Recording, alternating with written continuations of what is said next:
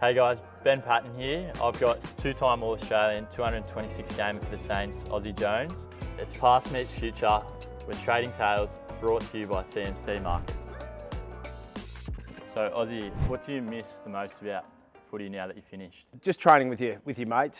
You know, obviously it's well known that it's pretty solid work, but when you're sort of going through that hard work and you're testing yourself and your mates, but to be able to do it with some of your best mates next to you and some guys that you get to know really well by sort of pretty much spending all day and all weekend together, you sort of form that really close bond to the point where I'll always stay involved in footy clubs. I sort of find that relationship that you build within footy clubs is a lot different than you can build anywhere else, and that's probably the thing I miss most is that close bond I have with my teammates. Yeah, definitely. I completely agree with that. You sort of bond, create those good bonds with and form close friendships that sort of last forever. That's awesome, and you sort of have to have that next level of friendship because you go out in that footy field and the battle and they have to trust you and you have to trust them, so it sort of takes it to that next level, doesn't it? Yeah, definitely. Do you still follow the Saints as well, outside of footy? To be really honest, after I got out of AFL footy, I lost a bit of interest, and it was probably well publicised that I left the footy on my own terms. I'd probably had enough of the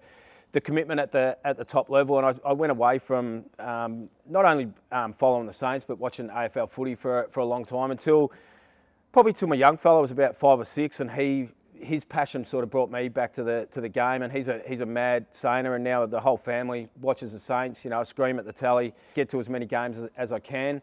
But yeah, I live out in Gippsland, family with a couple of boys that are active in sport, so instead of sort of me being around sports 30, 40 hours a week, I'm just taking them, driving them everywhere, taking them to training and involved, sort of helping them out when I can.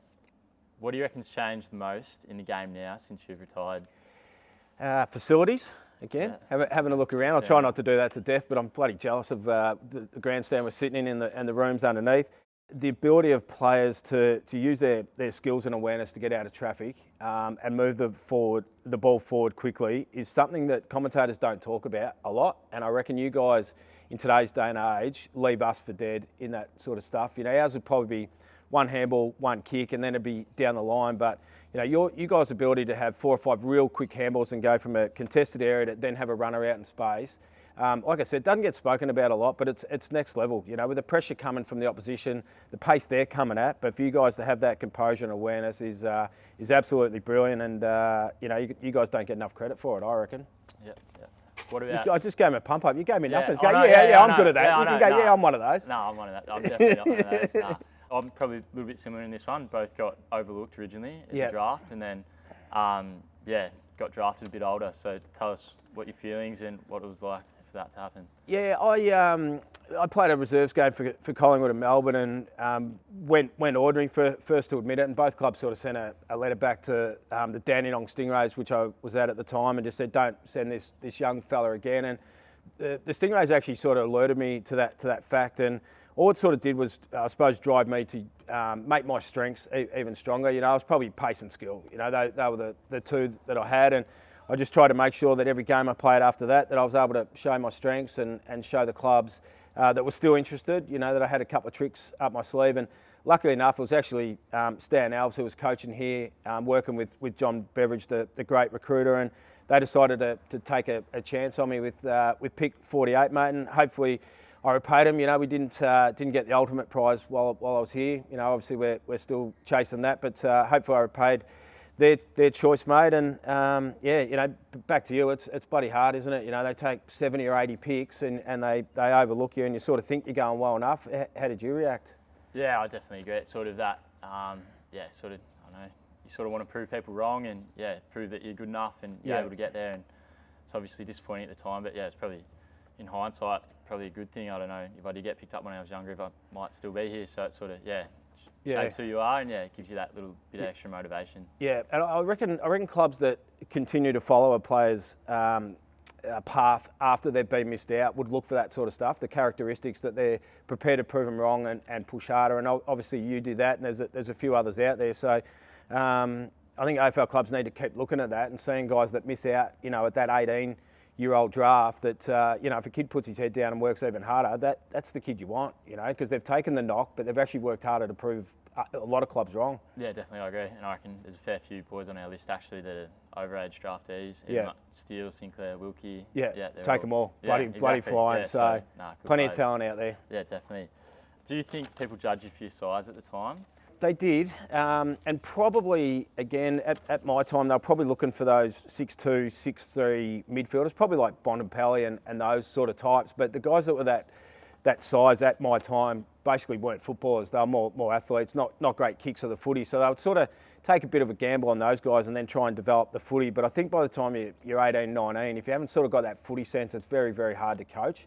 You can work harder, get fitter, get stronger. But I think that footy sense is something that you're sort of brought up with and you learn really young. So have no doubt I sort of probably slid down a little bit and got overlooked because of the size, mate. I sort of look at you, fair bit taller than me, maybe a couple inches anyway. But, the players are a lot taller now. Do you reckon you got overlooked for the same thing? Yeah, at times sort of you get a little bit of feedback and so it might say you're too small, too skinny, stuff like that. But yeah, it's obviously...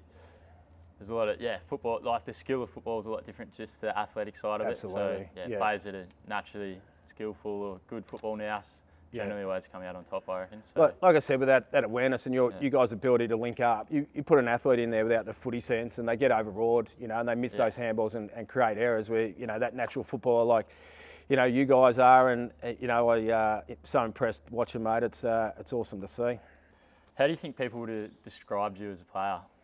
Quick, skillful type. Probably they would have said damaging, I suppose, because I love the bounce, mate. That was sort of my key, mate. I was probably disappointed when we left Waverley, which was a big open ground and the wings were nice and wide. And I used to be able to get out there on my own and sort of use that pace and fitness to outrun my opponents a bit, mate. But they probably wouldn't compare me to, say, Jack Steele or Lenny Hayes, mate. I probably wasn't that inside tough mid, mate. And I'm okay with that. It takes 22 different guys. Do it, so that's it, mate. If we're all in there getting the ball, who are they going to handball it to? So I had to be out there getting them, mate, and I was happy to play that role.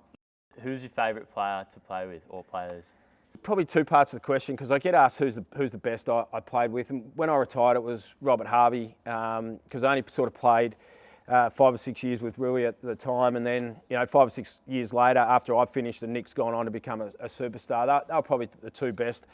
That I saw, mate. I love playing with Nick, sort of running off half back and, obviously his ability to out-lead his opponent. He made some of my pretty ordinary kicks look all right as well, mate. So really looked after me a bit. So probably guys like Rui, but one of my great mates and someone I used to love watching from the other end of the field was Milne. We're probably almost different personalities. I'm sort of pretty quiet on the field and he's just mad. I'd be sort of deep in defence and I'd watch him sort of dance around for and, kick goal of the year contenders every week. So I used to love playing with Milne. Great character and still a great mate of mine. Yeah, I can agree with sort of, there's a few players in our team that probably make some of my kicks look a bit better at times as well. You need them, mate. You need them. So you need them. We're under a fair bit of pressure in that defensive 50, so they've got to look after us. And you've got a Milne, you've got Jack Higgins down there now, so you get to watch his stuff from the other end. Gresh is a bit like that. Aussie Jones goes with the left, kicks it and gets it. What a goal! So, Aussie, can you tell us much about that goal in the grand final? Yeah, well, I've got a bit of vision, actually. Yeah, we'll watch that first. Have a bit of a look. So, there I've sort of got the ball in the wing, a massive shepherd from Brett Cook, which was obviously unplanned because I was looking to handball the ball to Cookie. I get a bit confused there. I was going to kick it inside 50, fairly ordinary handball, and then Andrew Thompson sort of mops up my mess and gives it back and it goes through, mate. So it's such a hard one to talk about because it's in a grand final that we lose. But, it's one of those things that my mates and family and pretty much anyone that I have a chat to about my footy brings up. So, it's a highlight, and I sort of talk about the 97 grand final day as being the highlight and low light of my career. So they're pretty exciting, mate. It was actually a set play. We kicked into Robert Harvey, he sort of went out to me on the wing. We didn't expect it to create a goal for myself, but to at least get it inside 50, mate. So, pretty exciting. So it's a great highlight for you. I don't think, I don't think there's many goals much better than that. So, it's good. Pretty exciting, mate. When's your runs coming from defensive 50 for a goal like that? I haven't had a goal in a few years, so probably due. The last one was 2019. So we need to set it up. Just to kick outside 50 and just get Paton running down the wing from left from about 50. I'll try. Knew you weren't the biggest fan of the media. Grand final morning, had a bit of a surprise come to your house. In this house lies the key to St Kilda's success today. Let's have a look who's inside. and have a look who's having breakfast. And lo and behold, Austinn Jones and Tony Brown. Morning, boys. Yeah, it was a surprise. It certainly wasn't something that was organised. But again, because we had 4 players that were living in the same house that were all in the grand final, the media were well aware where we lived. So, yeah, Mark Doran from Channel 7 lobbed on our doorstep. I think the footage is Brownie and I eating cereal at the table, and you could tell it was a surprise because we looked like we'd seriously just got out of bed. I think Brownie throws on an old Saints top and that was it. You know, to us at the time, we sort of didn't think much of it. I don't really think it affected our performance, but you know, I know there were some senior players at the time, and probably some old St Kilda heads probably thought that we might not have had our head in the game. But like I said, I don't think it affected us, and it wasn't something we'd organised. I think obviously with the media departments and stuff now, it wouldn't happen. You know, the media covering the game wouldn't send someone there, and the media department of footy clubs wouldn't allow it to happen. So you know, it wasn't ideal, but I don't think it changed the result on the day. Yeah, no, I sort of seen the vision a couple of times, and yeah, you and Brownie just woken up. Yeah, it looks like you just rolled out of bed. Maybe that affected us. We didn't get an extra hour's sleep or something because we were wondering who's knocking on our door at 7 o'clock grand final morning. It's a team within a team. Good luck, boys. Hope you go well. Thanks, Mark. You've got to talk to us about the game against the Lions in 2004. What do you remember from that? I was about 40 out in a goal that I'd probably kicked 9.5 out of 10, and I shanked it, and I reckon it went out in the full by about a metre. But Austinn Jones is there! She looked out on the full, but the umpire's given it a point. Yeah, It right. was definitely out in the full. Umpire gave it a point, and then Brisbane kick it in, and we sort of a little bit of fumble, and then Troy Schwartz kicks a bomb from 55. Schwartz now, the defender can run, and from a long way, roost it, and put the Saints in front. It actually worked out ridiculously well that they got the decision wrong because it was out in the full. You know, we don't get that point. The goal put us in front. So 7-point play. yeah, it was a massive, perfect 7-point play to get us up. But yeah, if we had an umpire on the point post at the time, it would have been out in the full, no questions asked, and I wouldn't have argued either, mate. Missed by a mile. That's all right. Take those ones. Yeah, it was perfect. And it's probably Troy Schwartz's highlight of his career too. So I think he's pretty happy too that the goal umpire gave it a point at the time.